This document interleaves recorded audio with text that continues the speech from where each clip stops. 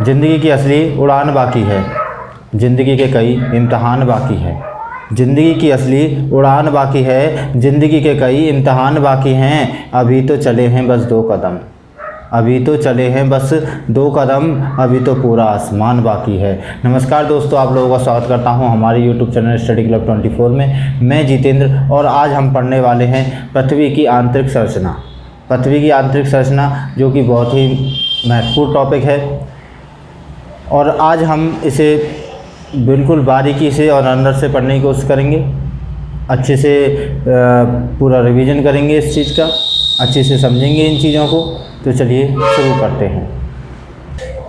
तो पृथ्वी की आंतरिक संरचना, अगर पृथ्वी की आंतरिक संरचना की बात करें तो अभी भी वैज्ञानिक पूरी तरह से इसकी जानकारी नहीं ले पाए हैं, क्योंकि अगर बात की जाए हमारी पृथ्वी की आंतरिक संरचना की तो जैसे जैसे हम गहराई की तरफ बढ़ते हैं वैसे वैसे तापमान में वृद्धि होती है। जितनी भी आज तक हमने जितनी भी नीचे जाने की कोशिश की है, हम ज़्यादा अंदर नहीं जा पाए हैं। अगर बात की जाए अफ्रीका के खदानों की, जहाँ से सोने की जो खदानें हैं वहाँ की, वह भी 3 से 4 किलोमीटर तक ही गहरी हैं। वहाँ से आगे जा पाना संभव नहीं हो पाया है, क्योंकि तापमान में वृद्धि हो जाती है।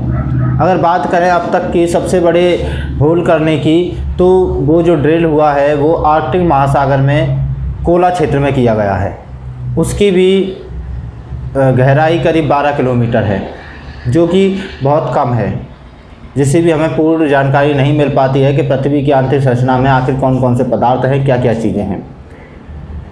अगर इसके अलावा अगर बात की जाए, इंसान वैज्ञानिकों ने जिन जिन स्रोतों से इसकी कोशिश की है निकालने की, तो इसके बाद आते हैं तो जैसे ज्वालामुखी, भूकंप ही एक ऐसी आज के ज़माने में एक थ्योरी निकल के आई है, जिससे कि हम इसकी आंतरिक संरचना का अनुमान सही तरीके से, या कह सकें कि एक वैज्ञानिक तरीके से, प्रमाणित तरीके से हम कह सकते हैं। बाकी इससे पहले ऐसी भूकंप जो आया है अपना सीस्मोग्राफ की वजह से ही इन चीज़ों का पता चला है। अगर सीस्मोग्राफ नहीं है तो उसके बाद हम इनकी जानकारी निकाल पाना मुश्किल है।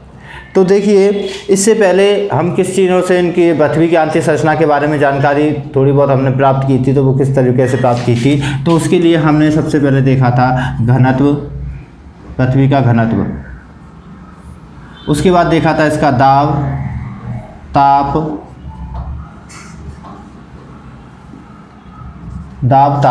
इन कारणों से हमने पृथ्वी की आंतरिक संरचना के बारे में जानकारी लेना प्रारंभ किया। घनत्व, जैसे जैसे घनत्व बढ़ता है वैसे वैसे दाब बढ़ता है, जैसे जैसे दाब बढ़ता है वैसे वैसे तापमान बढ़ता है। तो ये जो तीनों चीज़ें हैं, ये तीनों के तीनों एक दूसरे से रिलेशन में रहती हैं। ठीक है, जैसे जैसे हम घनत्व बढ़ाते हैं वैसे वैसे दाब बढ़ता है, और जैसे जैसे दाब बढ़ता है वैसे वैसे प्रेशर बढ़ता है, मतलब तापमान बढ़ता है, टेम्परेचर बढ़ता है। तो वैज्ञानिकों ने जिन जिन चीज़ों से पृथ्वी की आंतरिक संरचना के बारे में जानकारी ली है, वो उन्हें हम 2 क्षेत्रों में बांट सकते हैं। एक को हम कह सकते हैं प्राकृतिक, और दूसरा हम कह सकते हैं अप्राकृतिक।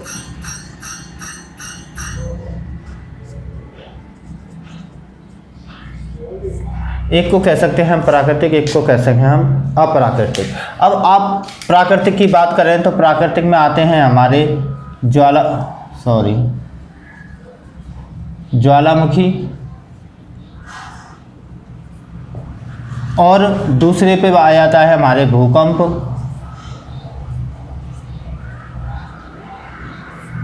ज्वालामुखी और भूकंप।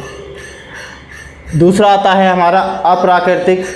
इसमें हम किन किन चीज़ों को लेते हैं, तो इनके लिए हम लेते हैं भार, दाब व ताप या तापमान। भार, दाब और तापमान, इन चीज़ों से हम पृथ्वी की आंतरिक संरचना के बारे में जानकारी लेते हैं, अप्राकृतिक और प्राकृतिक। अगर अब बात की जाए, जैसे जैसे हम पृथ्वी के अंदर की तरफ बढ़ते हैं, भार बढ़ता है पृथ्वी के ऊपर, तो उसके साथ साथ उसका दाब भी बढ़ता है। और जैसे जैसे दाब बढ़ने लगता है वैसे वैसे उसका टेम्परेचर बढ़ता है। तो हम सीधे तरीके से कह सकते हैं जैसे जैसे हम पृथ्वी के अंदर की तरफ जाते हैं तो वहाँ का टेम्परेचर बढ़ता चला जाएगा, वहाँ का दाब बढ़ता चला जाएगा। तो देखिए इसी कारण कभी भी कोई भी इंसान ज़्यादा अंदर तक नहीं जा पाया है पृथ्वी के, इसी कारण से हमें इसकी पूर्णतः जानकारी नहीं मिल पाई है। जो अभी तक जानकारी हमें मिली है वो मिली है भूकंप के जरिए, जिसे हम आज पढ़ने वाले हैं। अब बात की जाए ज्वालामुखी की, तो ज्वालामुखी भी 60 किलोमीटर से ज़्यादा हमें जानकारी नहीं देता है पृथ्वी की आंतरिक संरचना की। जहाँ पर भी ज्वालामुखी विस्फोट होते हैं उनसे क्या निकलता है, उससे एक मैग्मा निकलता है, लावा निकलता है गरम गरम। हम उसी लावा का अध्ययन करते हैं कि इसके अंदर से क्या क्या चीज़ें निकल रही हैं और पृथ्वी के आंतरिक संरचना में क्या क्या चीज़ें हो सकती हैं। तो ज्वालामुखी से निकलने वाली चीज़ें क्या क्या होती हैं हमारी, तो धूल गैस हैं, लावा को बोलें तो पिघली हुई चट्टानें, ये पिघली चट्टानें होती हैं। इसके साथ भी काफ़ी खनिज भी निकल जाते हैं, भाप निकलती है, ठीक है। तो इस प्रकार की चीज़ें निकलती हैं जिससे हमें ये पता चल जाता है, जैसे खनिज निकल रहा है तो नीचे तत्व मौजूद है, यानी कि खनिज मौजूद, धातु मौजूद है। अगर भाप निकल रही है तो हम समझ जाते हैं नीचे पानी मौजूद है, और अगर पिघली चट्टानें निकल रही हैं तो इसका मतलब यहाँ पर चट्टानें हैं, ठीक है। तो इस प्रकार की जब चीज़ें निकलती हैं तो हम इन चीज़ों से पता लगा लेते हैं कि पृथ्वी की आंतरिक संरचना में क्या क्या चीज़ें मौजूद हैं। पिघली चट्टानें निकल रही हैं, पिघली चट्टानें हमेशा ठोस रहती हैं लेकिन पिघली हुई निकल रही है, इसका मतलब यहाँ पर तापमान बहुत ही ज़्यादा अधिक है। तो हम इन चीज़ों से पता लगा लेंगे कि ये कितनी नीचाई पर है और यहाँ का तापमान कितना हो सकता है। तो ये तो रही हमारी ज्वालामुखी की, जो सिर्फ जानकारी दे पाता है 60 किलोमीटर की। अगर हम आगे चलें तो हमारा आ जाता है भूकंप, जिससे हम एक प्रामाणिक जानकारी दे पाए हैं आज के समय में। अब बात करें हम भूकंप की, यानी कि सीस्मोलॉजी की, तो सीस्मोलॉजी से हम किस प्रकार जानकारी ले पाए, तो भूकंप की तरंगों को पृथ्वी के अंदर डाला गया और देखा गया वे क्या क्रिया कर रही हैं। तो जैसे कि मैं एक पृथ्वी बना लेता हूँ और ये पृथ्वी का केंद्र है। अब यहाँ पर कोई भूकंप की तरंग को डाला गया, यहाँ से भूकंप की तरंग को डाला गया और यहाँ से कुछ इस प्रकार हमारी किरणें गईं, इसकी तरंगें गईं।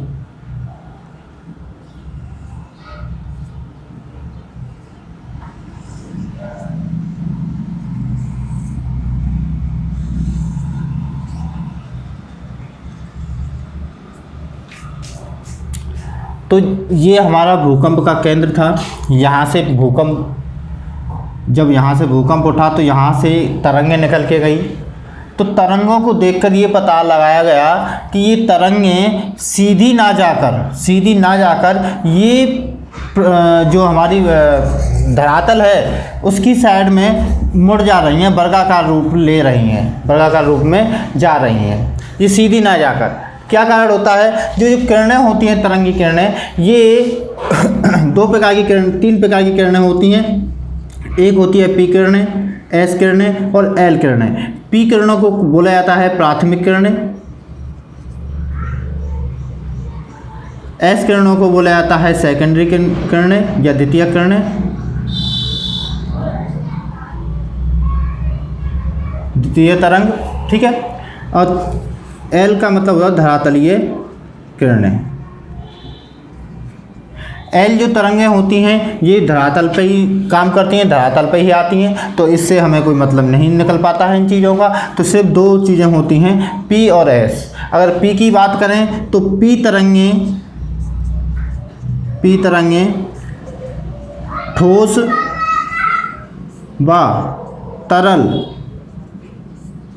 व तरल दोनों में विचरण कर पाती हैं।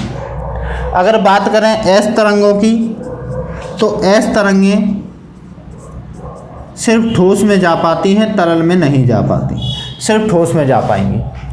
तो जैसे मान के चलो ये है हमारी एस तरंगें, ये हमारी एस तरंगें हैं और ये हमारी हैं पी तरंगें, ठीक है, ये जो आ रही हैं ये हमारी पी तरंगें हैं। तो ये जैसे ही यहाँ पर तरल अवस्था आती है तो सेकेंडरी जो है वो यहाँ से तरल से मुड़ जाती हैं, क्योंकि उसमें विचरण नहीं कर पाती हैं, वहाँ तरल में से होकर नहीं निकल पाती है। लेकिन पी तरंगें यहाँ से निकल जाती हैं और यहाँ से निकलने के बाद एक विचरण होता है, यानी कि गति में परिवर्तन होते हुए भी ये उसको पार कर जाती हैं और दूसरी सतह पर पहुंच जाती हैं।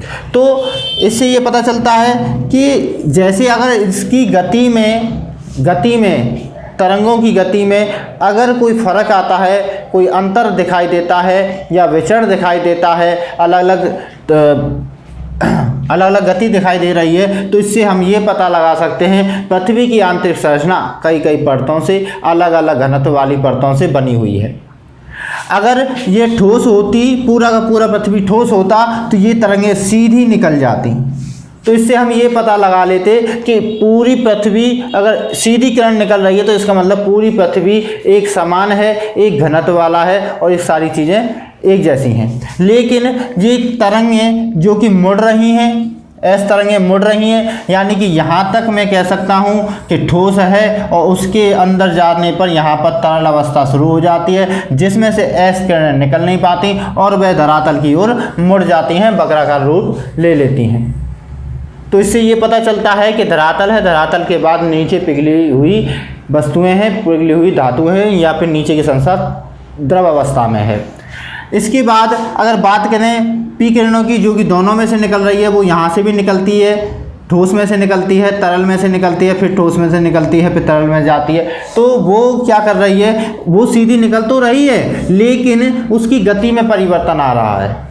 ठोस में वो तेज़ स्पीड में चलती है, ठोस में तरंगें जो भी होती हैं भूकंप की तरंगें, वो ठोस में तेज़ स्पीड से चलती हैं, तरंग में जो तरल अवस्था होती है उसमें धीमी स्पीड से निकलती हैं। तो पी तरंगों के बारे में देखा गया कि इसकी गति में परिवर्तन आ रहा है और ये काफ़ी बार बदल रही हैं लेकिन पार हो रही हैं। इसका मतलब ये है कि पृथ्वी की आंतरिक संरचना अलग अलग घनत्व की परतों से बनी हुई है, ठीक है। तो इस प्रकार हम भूकंप की तरंगों की वजह से पृथ्वी की आंतरिक संरचना के बारे में एक प्रामाणिक जानकारी ले पाए। अब मैं बात करता हूँ पृथ्वी की आंतरिक संरचना को लेकर, जो कि भूकंप की तरंगों से अनुमान जो वैज्ञानिकों ने लगवाया है, तो उसकी बात कर लेते हैं। जैसे मैं बात करूँ, ये पृथ्वी है और ये पृथ्वी का ये इसका आंतरिक पॉइंट है, बिल्कुल मध्य पॉइंट है, ठीक है। अब मुझे इस क्षेत्र का जानकारी चाहिए। ये हमारा धरातल है, ऊपरी धरातल है और ये जो है ये इसकी आंतरिक संरचना की प्रणाली हमें बताएगा। अगर इसकी बात करेंगे तो ये हमारी क्या आ जाएगी, पृथ्वी की त्रिज्या आ जाएगी, जो कि कितनी है, 6370 किलोमीटर है। पृथ्वी की त्रिज्या कितनी है, तो 6370 किलोमीटर इसकी त्रिज्या है, ठीक है। तो इसको हम अच्छी तरह बारीकी से समझते हैं। तो देखिए, ये हमारा धरातल है और ये हमारा पृथ्वी का मध्य पॉइंट है, यानी कि बिल्कुल जो मध्य का पॉइंट है वो हमारा ये है। और यहाँ से लेके यहाँ तक की दूरी कितनी है, 6370 किलोमीटर है। इस पृथ्वी की आंतरिक संरचना को 3 भागों में बांटा गया है। पहली आ जाती है हमारी क्रस्ट,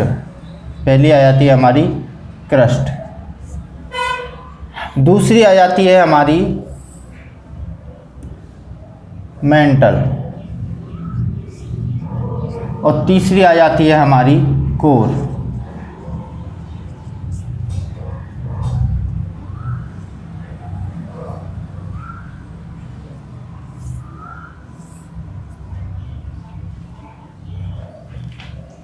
तीसरी हमारी करोड़ आ जाती है।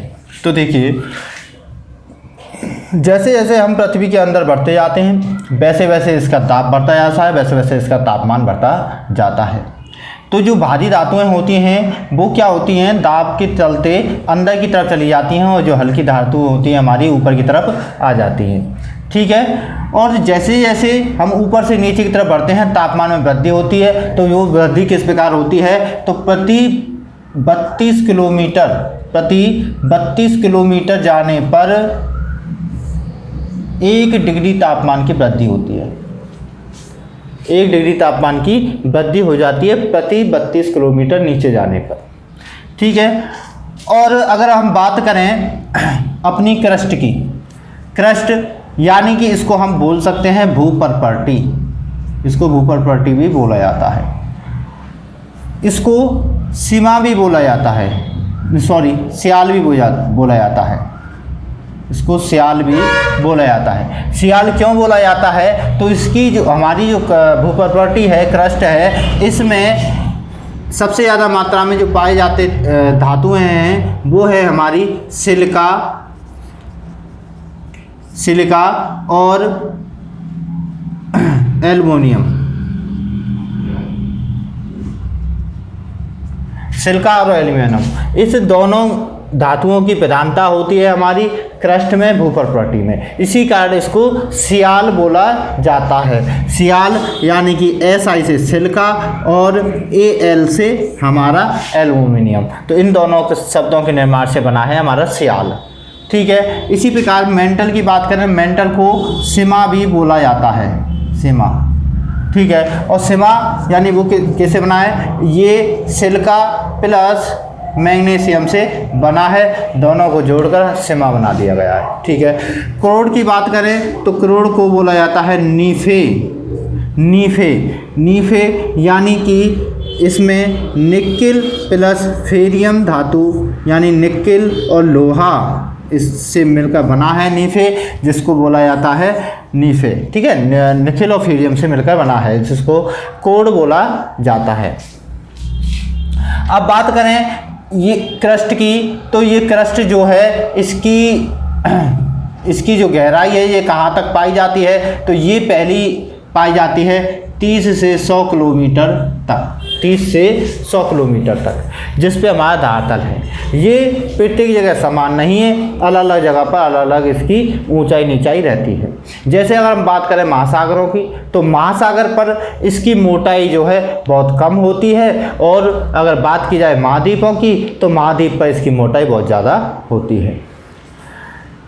अगर बात करें महाद्वीप उनकी मोटाई कैसे होती है, तो जैसे कि यहाँ पर एक महासागर बना हुआ है, तो देखिए इसकी यहाँ पर मोटाई कितनी होगी, कम होगी, और यहाँ पर कितनी होगी, ज़्यादा होगी यहाँ पर। तो एक सिंपल सी चीज़ें हैं। अगर बात की जाए हमारे पूरे सभी महासागरों में या फिर पृथ्वी के सबसे अंतरतम पॉइंट की, जो कि सभी महासागरों में सबसे गहरा गर्त जो है हमारा मारियाना ट्रेंच, उसकी नीचाई कितनी है, तो उसकी करीब 8 किलोमीटर है।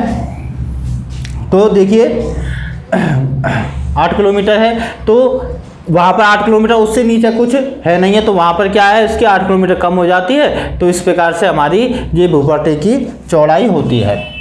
ठीक है, अगर बात की जाए हमारे, अगर देखो क्वेश्चन आ जाए, अगर एग्जामिनर क्वेश्चन पूछ ले कि पृथ्वी की पहली परत में सबसे ज़्यादा कौन से तत्व की सबसे अधिकतम तत्व कौन सा है, अगर पूछ लिया जाए पृथ्वी की पहली परत में या धरातल में कौन सी तत्व की प्रधानता है, तो आपको करना है ऑक्सीजन। कौन सा तत्व ज़्यादा है, तो ऑक्सीजन तत्व ज़्यादा है, ऑक्सीजन तत्व की मात्रा अधिकतम है किस पर, धरातल पर। ठीक है, तो कितने प्रतिशत है, 40.80% हमारा ऑक्सीजन है। तो ये इसमें क्या करते हैं बच्चे, वो समझ लेते हैं वायुमंडल की बात हो रही है और वो नाइट्रोजन कर जाते हैं, ये गलत है। वो अगर बात कर रहा है प्रथम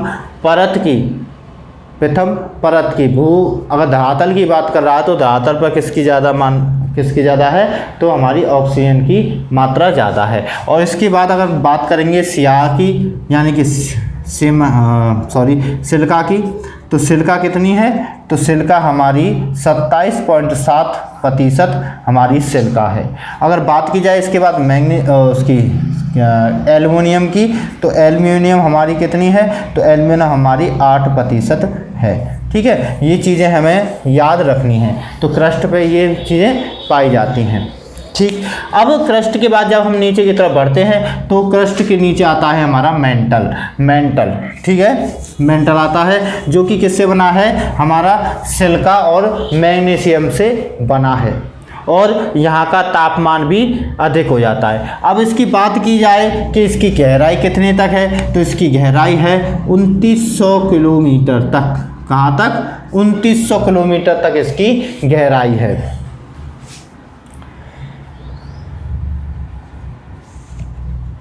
2900 किलोमीटर तक इसकी गहराई है, जो कि क्या है, ये काफ़ी यहाँ पर तापमान ज़्यादा है, तो यहाँ पर पिघली हुई चट्टानें मिलती हैं, यानी कि हम कह सकते हैं मेंटल का अधिकांश भाग द्रवित है। अधिकांश भाग कैसा है, इसका द्रवित मात्रा में है। अब देखिए द्रवित है। इसके बाद बात की जाए तो देखिए एक चीज़ और है, जो हमारा क्रस्ट है इसको लिथोस्फीयर भी कहा जाता है। इसको लिथोस्फीयर भी कहा जाता है। इस परत को लिथोस्फीयर भी कहा जाता है, याद रखना है। ठीक है, अगर बात की जाए हमारे मेंटल की, तो मेंटल का हमारे पूरी पृथ्वी का अगर आयतन की बात की जाए, कितना आयतन घेरता है हमारा मेंटल, तो ये कभी 83% आयतन को घेरे हुए है। मेंटल हमारा 83% आयतन को घेरे हुए है। और अगर बात की जाए द्रव्यमान की, तो द्रव्यमान हमारा ये कितना घेरता है, तो द्रव्यमान 67% द्रव्यमान किस में निहित है, तो वो मेंटल में निहित है। याद रखना है, आयतन कितना है 83% और द्रव्यमान कितना है 67%। आयतन का मतलब है कि वो कितना क्षेत्र घेर रहा है। आयतन का मतलब कितना है कि वो कितना क्षेत्र घेरे हुए है, तो वो 83% क्षेत्र को घेरे हुए है। अगर आ जाए द्रव्यमान, तो द्रव्यमान यानी कि उसमें भार कितना है, तो पूरी पृथ्वी का 67% भार किस में है, मेंटल में है। तो इन चीज़ों को ध्यान रखना है। ठीक है, और ये कैसी मात्रा में मिलता है, अधिकांश भाग इसका द्रवित अवस्था में मिलता है। ठीक, और इसकी घनत्व की बात की जाए कि यहाँ का औसत घनत्व कितना है, तो मेंटल का औसत घनत्व है 5.5 ग्राम प्रति घन। यानी कि एक घन अगर हम लें तो उसमें जितना वजन आता है, तो वो कितना आता है यहाँ पे 5.5 ग्राम घन सेंटीमीटर हमारा आता है। तो अगर हम हमारी पृष्ठ है, जो क्रस्ट है, इसका कितना होता है 3 ग्राम, इनका कितना होता है 3.6 ग्राम होता है। ठीक है, याद रखनी है ये चीज़ें, ग्राम घन सेंटीमीटर। 3.6 किसका है, क्रस्ट का है। मेंटल का कितना है 5.5 है। और अगर कोर की बात करेंगे तो कोर की कितनी है 11 से 13 ग्राम घन सेंटीमीटर। ठीक है, तो ये चीज़ें हमें याद रखनी है। इसके बाद बात करें हमारे मेंटल को क्या कहा जाता है, तो मेंटल को पायरोस्फीयर भी कहा जाता है। मेंटल को क्या कहा जाता है, पायरोस्फीयर। ठीक है, पायरोस्फीयर याद रखना है। पायरोस्फीयर भी कहा जाता है किसको, मेंटल परत को, और इसे व्हाइट ऑफ द अर्थ भी कहा जाता है। ठीक है, तो इसको क्या कहा जा रहा है, व्हाइट ऑफ द अर्थ भी कहा जाता है मेंटल को, व्हाइट ऑफ द अर्थ।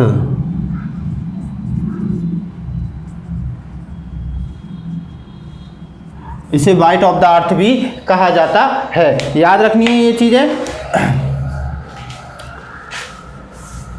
अब बात करें हमारे करोड़ की, जो हमारा करोड़ है यानी कि आंतरिक भाग है। इस करोड़ का अधिकतम नहीं, यह भाग हमारा ठोस है। ये क्या भाग कैसा है हमारा, ये भाग हमारा ठोस अवस्था में पाया जाता है।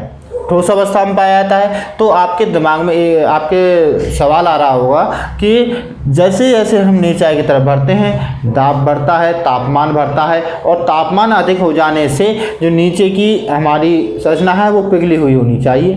ठीक है, लेकिन ये ठोस कैसे है, जैसे कि हम ऊपर से नीचे की तरफ बढ़े, यहाँ तक हम पहुँचे मेंटल तक, और मेंटल हालत कैसी है, वो द्रवित अवस्था में है, तो इसका मतलब ठोस भी द्रवित अवस्था में होना चाहिए। लेकिन यहाँ पर क्या कंडीशनें होती हैं कि जैसे जैसे हम दाब के साथ नीचे बढ़ते हैं तापमान में बढ़ोतरी होती है, और इसके तापमान हो जाता है करीब 55,000 सेंटीग्रेड तक। यहाँ का तापमान कितना होता है, 55,000 सेंटीग्रेड तक हो जाता है, जिसमें प्रत्येक धातु घुल जाती है, मतलब प्रत्येक धातु इसकी क्या हो जाती है, गल जाती है, ठीक है। लेकिन फिर भी यह ठोस पाया जाता है, क्यों? क्योंकि यहाँ तापमान से अधिक दाब हो जाता है, तापमान से अधिक दबाव इस पर इतना ज़्यादा हो जाता है कि यह द्रवित अवस्था में, अपनी द्रवित अवस्था में नहीं रह पाता, यानी कि जो इसकी जो प्रक्रिया है द्रवित रहने की वो नहीं कर पाता है। इतनी चारों तरफ से इस पर प्रेशर है, इतना दबाव है कि यह अपने ठोस अवस्था में नहीं रह पाता, मतलब यह द्रवित अवस्था में नहीं रह पाता है, और दबाव के चलते इसके जो तापमान है उस तापमान से अधिक इस पर दाब ज़्यादा है, तो इस दाब के कारण यह ठोस अवस्था में बना हुआ है। तो यहाँ का तापमान कितना है, 55,000 डिग्री सेंटीग्रेड तक पहुँच जाता है, और लेकिन इससे ज़्यादा यहाँ का दबाव हो जाता है। उस दबाव के कारण जो जी हमारा क्रोड है, ये क्रोड द्रवित अवस्था की तरह व्यवहार नहीं कर पाता, और यह दबाव के चलते ठोस की तरह व्यवहार करता है, बिल्कुल ठोस बना हुआ है, क्योंकि चारों तरफ का प्रेशर है इस चक्कर में, ठीक है। इस चीज़ को ध्यान रखना है। तो इसमें कौन कौन सी धातुएं पाई जाती हैं, निकेल और फेरियम धातु पाई जाती हैं। ये कोर हमारा किस प्रकार का है, ठोस अवस्था का है, ठीक है। इसके साथ ही आपको क्या याद रखना है, ठीक है, इस परत को क्या कहा जाता है, तो एक चीज़ और ये लिख लीजिए, इसको वेरिफेयर कहा जाता है, वेरिस्फेयर, इसको वेरिस्फेयर परत भी कहा जाता है, ठीक है। इन चीज़ों को, इस परत का घनत्व कितना आता होता है, 11 से 13 ग्राम होता है, ठीक है। इसके बाद बात करते हैं अगले की। तो देखिए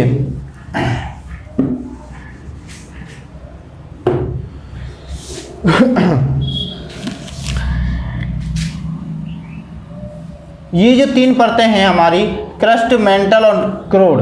क्रस्ट, मेंटल, क्रोड को दो दो भागों में बांटा गया है, ठीक है। इनको दो भागों में बांटा गया है।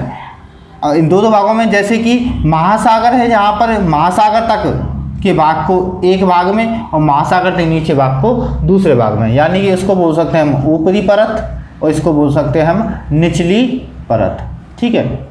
निचली परत जो कहाँ से, महासागरों के जो तल से शुरू होती है वो निचली परत होती है, और महासागरों से ऊपर जो चलती है वो हमारी ऊपरी परत होती है। इसी प्रकार मेंटल को 2 भागों में बांटा गया है, ऊपरी मेंटल और निचली मेंटल, ऊपरी मेंटल और निचला मेंटल, निचला मेंटल, ठीक है। इसी प्रकार कोड को भी 2 भागों में बांटा गया है, इसको बाह्य कोड, बाह्य क्रोड, और इसको आंतरिक कोण, ठीक है, आंतरिक कोण। ये कहाँ से शुरू होता है, ये 700 से शुरू होता है, ठीक है। ये कहाँ से शुरू होता है, तो ये हमारा 30 से शुरू होता है, ये 30 से शुरू हो रहा है, ये हमारा 700 से शुरू हो रहा है, और ये हमारा जो है ये करीब एक, देखो मैंने ये बताया नहीं इसकी गहराई कहाँ तक है, तो देखो 2900 से यहाँ से 2900 है हमारा मेंटल, और इससे नीचे चलेंगे तो 5100, इससे नीचे चलेंगे तो 5100 तक हमारा क्या है, बाह्य क्रोड है 5100 तक, और 5100 से 6370 जो कि हमारा ये केंद्र है, यहाँ तक क्या है हमारा आंतरिक क्रोड है, क्या है हमारा आंतरिक क्रोड है, ठीक है। आंतरिक क्रोड कहाँ तक है, 6370 तक है, और यहाँ से लेकर यहाँ तक की क्या है, ये पृथ्वी की त्रिज्या है, यानी पृथ्वी की त्रिज्या कितनी है, तो 6370 पृथ्वी की त्रिज्या है। याद रखनी है ये चीज़ें। अब देखिए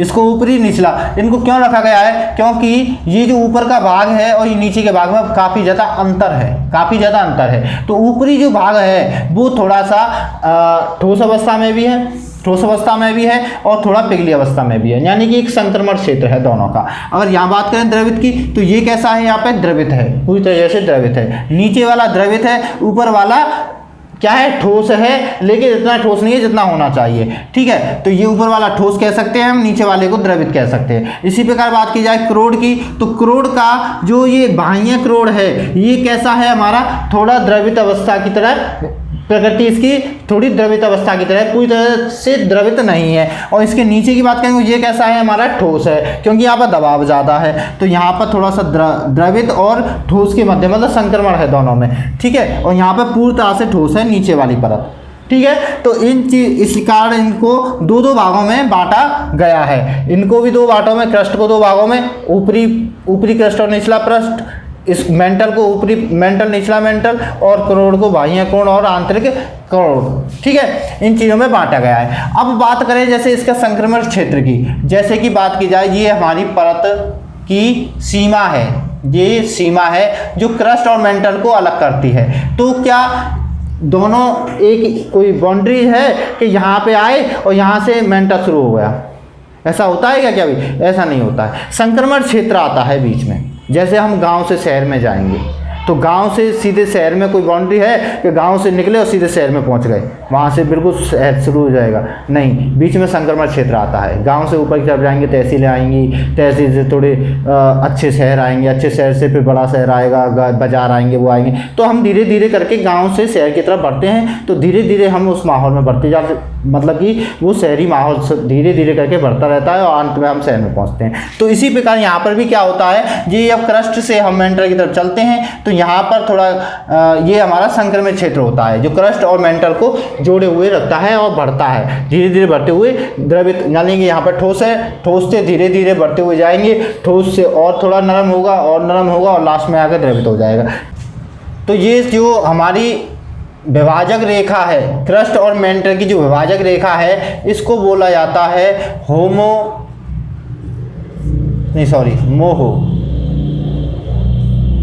मोहो डिस्कंटिन्यूटी।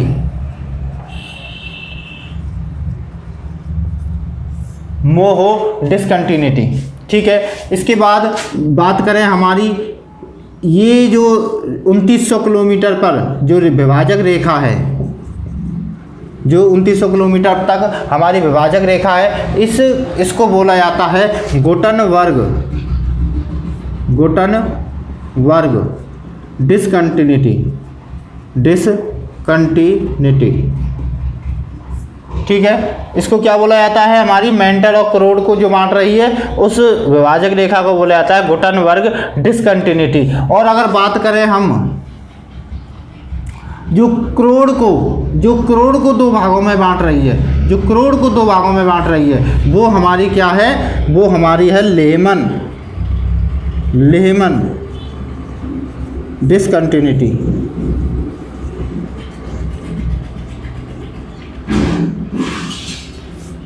लेहमन डिस्कंटिन्यूटी, ठीक है। तो इन चीज़ों को याद रखना है। हमारी क्रस्ट और मेंटल को बांटने वाली को मोहो डिस्कंटिन्यूटी, मेंटल और करोड़ को बांटने वाली को गुटनबर्ग डिस्कंटिन्यूटी, और आंतरिक कोण और बाह्य कोण को बांटने वाली को लेहमन डिस्कंटिन्यूटी बोला जाता है, ठीक है। याद रख लेना है, यहीं तक क्वेश्चन आते हैं। और ठीक है, अगर बात की जाए पृथ्वी का औसत घनत्व की, तो पृथ्वी का औसत घनत्व है 5.5 ग्राम प्रति घन सेंटीमीटर। अगर बात की जाए औसतन भार की, कि पृथ्वी का औसतन भार कितना है, तो औसतन भार कितना है हमारा 5.5 ग्राम घन सेंटीमीटर है, ठीक है। इसी के साथ इस वीडियो को समाप्त करते हैं। बाकी जो चीज़ें रह गई हैं आगे के चैप्टर को हम अगली वीडियो में लेके आएंगे। महाद्वीप और महासागरों के निर्माण संबंधी वीडियो आएंगी, ठीक है। जितने भी ज्योग्राफी के चैप्टर हैं सभी को क्लियर कराएंगे। और मुझे लगता है आज की वीडियो आपको पसंद आई होगी, समझ में आई होगी।